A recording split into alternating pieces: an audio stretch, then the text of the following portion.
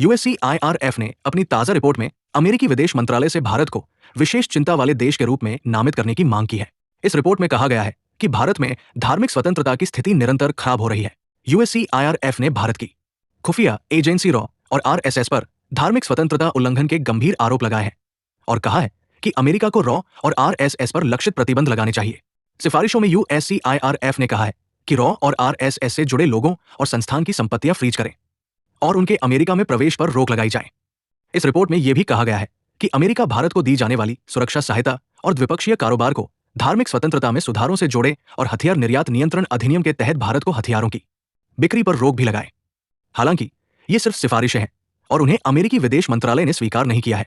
USCIRF यानी United states commission on international religious freedom एक स्वतंत्र आयोग और सरकारी एजेंसी है जिसमें अमेरिका की दोनों राजनीतिक दल रिपब्लिकन और डेमोक्रेटिक पार्टी के लोग शामिल हैं।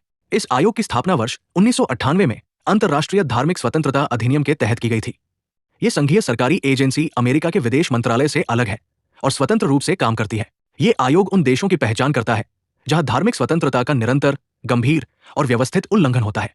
आयोग की सिफारिशों पर अमेरिका का विदेश मंत्रालय ऐसे देशों को विशेष चिंता वाले देश और विशेष निगरानी सूची वाले देश में वर्गीकृत करता है। भारत सरकार ने रॉ और आरएसएस पर प्रतिबंध लगाने की मांग करने वाली अमेरिका के अंतर्राष्ट्रीय धार्मिक स्वतंत्रता आयोग यूएससीआईआरएफ की रिपोर्ट को सख्त आलोचना के साथ खारिज किया है और इस रिपोर्ट को स्पष्ट रूप से पक्षपाती और प्रेरित बताया है। आपको क्या लगता है, आरएसएस और रॉ जैसी संस्था पर प्रतिबंध लगना चाहिए?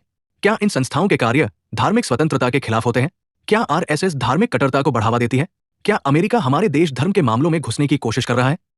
मुझे क्रेडिट नहीं चाहिए। ऐसी देश दुनिया की खबरों के लिए इस चैनल को सब्सक्राइब कर लें, वीडियो को शेयर करें। मिलते हैं अगले वीडियो में।